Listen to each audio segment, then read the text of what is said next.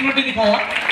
और मेरा नाम सोनू ठाकुर है। उत्तराखंड के अंदर एक बहुत खूबसूरत शहर है काशीपुर, वहाँ का मैं रहने वाला हूँ। बिजनेस के अंदर आने से पहले बहुत सारे काम करे, बहुत सारे छोटे मोटे काम करे। बहुत गरीब फैमिली से बिलोंग करता हूँ और कहते हैं कि गरीबी देखी नहीं है, गरीबी में नहाए हैं, उस फैमिली से बिलोंग करता हूँ। बहुत छोटी सी नौकरी पापा क्या करते थे और पैदाइश मेरी रामपुर के पास में एक छोटा सा गांव है, वहां से हुई। तो कुछ लोगों ने उनको राय दिया कि अगर बच्चों की पढ़ाई अच्छी करानी है तो उत्तराखंड ले जाओ, आपके गांव में वो सुविधा नहीं है।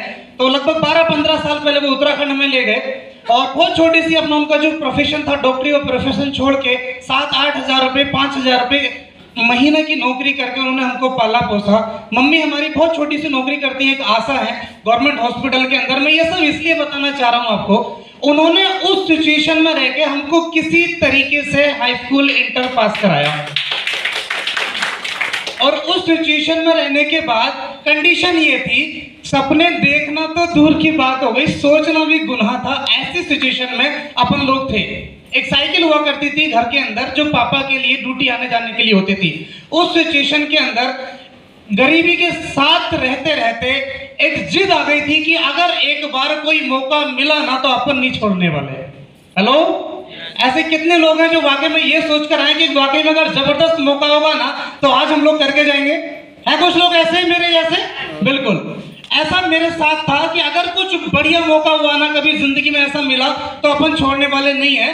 क्योंकि सिचुएशन ऐसी थी तो हाई स्कूल के बाद बच्चों को ट्यूशन पढ़ाना शुरू कर दिया, बहुत सारे छोटे मोटे काम किए, फैक्ट्री में नौकरी करी और ऐसे करते कराते बीकॉम किया। फिर फाइनेंस लाइन में लगे तो एक कंपनी में ऐसे कैशियर नौकरी लग गई, मार्केटिंग जॉब करी, प्रॉपर्टी लाइन में जॉब करी। फिर एक कंपनी से ऑफर आया कि जॉब चेंज करनी है क्या, ब्रांच मैनेजर बनोगे क्या, क्योंकि एमकॉम पास आउट हो गया था, ब्रांच मैनेजर बना। और लेकिन नाम का ब्रांच मैनेजर था, सैलरी बहुत कम थी और प्रेशर बहुत ज्यादा था। ऐसे कुछ लोग हैं जो प्राइवेट नौकरी करते हैं अभी प्रेजेंट में। अच्छा, मेरे हालात कैसे थे, सैलरी आने से पहले खर्चे तय हो जा रहे थे कि जानी कहां पर है। ऐसे भी कुछ लोग हैं क्या जिनकी सैलरी आने से पहले तय हो जाती है कि जानी कहां है, सेट हो जाती है ना हो जाती है। ऐसा अपने साथ हो रहा था। और जब सैलरी आती थी और 5 दिन बाद जेब खाली होती थी तब बीवी से कुछ बात करने से भी डर लगता था कहीं कुछ मांग ना ले। हेलो, और कम एज में शादी हो गई थी तो जिम्मेदारियां एकदम शरीर पे आ गई थी। अब क्या होगा? उस सिचुएशन में ये कॉन्सेप्ट मेरे को दिखाया गया और मुझसे बोला गया कि अपनी जॉब के साथ साथ कुछ इनकम अगर साइड में करना चाहते हो तो ये बेस्ट अपॉर्चुनिटी है। तो मुझे हाँ बोलना चाहिए था या नो बोलना चाहिए था? yes. अगर कोई कहे कि आपकी नौकरी के साथ साथ, क्योंकि फैमिलियां बड़े हो, पहले से प्रेशर ज्यादा है, उसके साथ साथ साइड में कुछ आ जाएगा तो करना चाहिए था, नहीं करना चाहिए था? मैं सिंपल भाषा में आपको बात करूंगा। मैंने भी दिमाग लगाया क्योंकि छोटे से अगर हम थोड़े से पढ़ लेते हैं तो दिमाग ज्यादा लगाना शुरू कर देते हैं। मैंने भी दिमाग लगाया कि अगर मैं मना कर देता हूं तो क्या फायदा है और हाँ करता हूं क्यों क्या फायदा है। मैंने सोचा अगर मैं इसको मना कर देता हूं इस प्रोजेक्ट को तो मैडम को कोई ना कोई तो मिल जाएगा बिजनेस करने के लिए, यस या नो? लेकिन क्या मेरे को ये बिजनेस मिलेगा?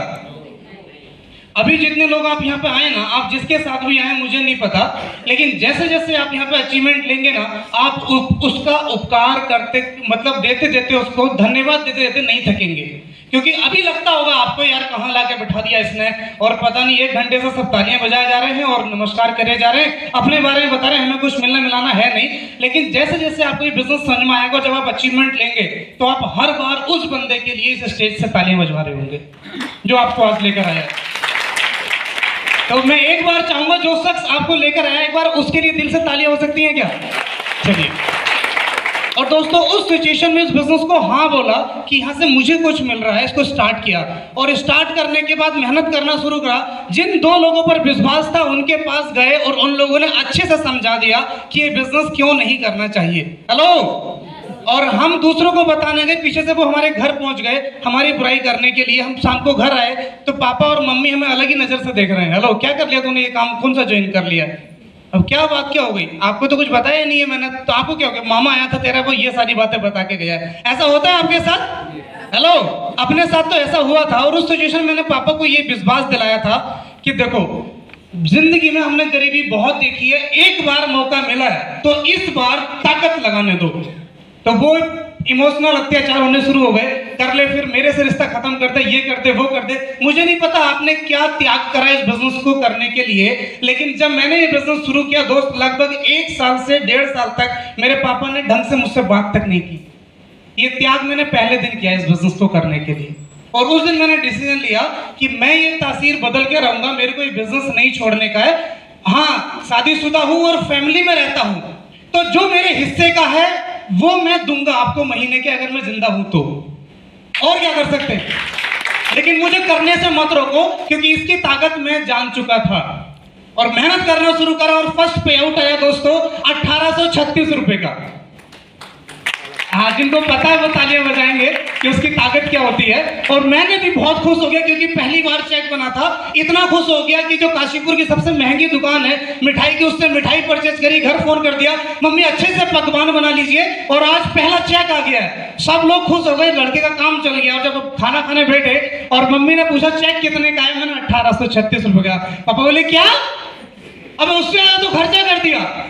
तो मैंने उनसे एक ही बात बोला, मैंने कि पापा आप लोगों ने भी और मेरे जानने वाले सब लोगों ने मुझको ये विश्वास दिलाया था कि इस धंधे से पैसा नहीं आता है। 1836 रुपए आता है, इसका मतलब पैसा आता है।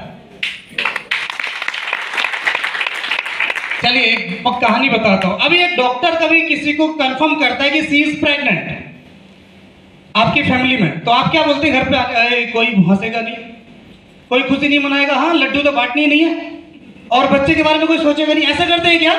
ये ऐसे करते हैं कि ऐसी नाक होगी उसकी, ऐसे हाथ होंगे, छोटे छोटे पैर होंगे, और वहां पर देखो कृष्ण जी की तस्वीर लाकर रख लेते हैं घर के अंदर, ऐसा निकलेगा, ऐसा चेहरा होगा, ऐसी आंखें होंगी। करते हैं या नहीं करते? क्या बच्चा आ गया अभी? लेकिन फीलिंग तुरंत आती है नहीं आती है? बेबी 9 महीने बाद आने वाला है, फीलिंग आज आ जाती है, यस या नो? फिर इस बिजनेस के अंदर जब फर्स्ट सेकंड पे आउट आता है, तब वो कॉन्फिडेंस क्यों बिल्ड नहीं होता जो 2,10,000 आने के बाद होने वाला है? 1836 आया, मतलब सी इज प्रेग्नेंट। अभी सिर्फ लोगों को 2,80,000 डेट मालूम पड़ना बाकी है, यानी कि वो भी आएगा, यस या नो? सिर्फ ये बिलीफ सिस्टम लेके बिजनेस को स्टार्टअप किया दोस्तों, और वो 1836 रुपए आज लगभग 36.5 लाख रुपए अकाउंट में दे चुका है। ये वो लड़का था जिसकी फैमिली उस पर विश्वास नहीं कर रही थी, और आज जब अपनी फैमिली को अपनी खुद की कार में लेकर जब मैं अपने उस पुराने गांव में गया, तो मेरे पापा को, जिन्हें नहीं पता था, उन्होंने बोला श्याम सिंह कार किराए पे लेके आए हो क्या? उन्हें विश्वास ही नहीं था, क्योंकि हमारे इतने मामले थे खाने पीने के भी। किराए पे करके लाए हो क्या? पूरी फैमिली आए हो? तो उन्होंने बोला बेटे ने खरीदी है। तो आधे मिनट तक तो वो सोचता रहा खरीद कैसे ली, कौन सा 2 नंबर का काम कर रहा है। क्या शायद उन लोगों को पता नहीं है कि एक ऐसी इंडस्ट्री मार्केट में है जो 2 नंबर से ज्यादा पैसा 1 नंबर में देने का दम रखती है। मैं आप लोगों से इतना ही कहना चाहूंगा, आप जो भी सोच बना के इस प्रोग्राम के अंदर आए, मुझे नहीं पता अभी जाने के बाद आप किन लोगों से बात करने वाले हैं। अगर आप उन लोगों से बात करने वाले जिनको इस बिजनेस की एबीसीडी नहीं मालूम है, तो आप इस बिजनेस को करिए ही मत, बात ही मत करिएगा। अगर डिसीजन खुद का लेने वाले, क्योंकि प्रोग्राम आपने देखा है, पिक्चर आपने देखी है, स्टोरी बाहर वाले से पूछेंगे तो सही बात है या गलत बात है? गलत बात है ना? बाहर वाले से पूछेंगे, अपना डिसीजन लीजिए। सपने आपके, जब फैमिली में दिक्कत होती है तो झेलना आपको पड़ता है, बाहर वाला पैसा देने आता है क्या? नहीं आता है ना, तो झेलना खुद को पड़ता है। डिसीजन खुद का लीजिएगा। एक शख्स जो आपको हर सिचुएशन में आगे निकालेगा वो है आपका अपलाइन। और दूसरा जो मेरे को मैसेज दिया था, जिस मैसेज की बदौलत मैं अपनी टीम बिल्ड कर पाया, वो मैसेज मैं आपके सामने रखना चाहूंगा।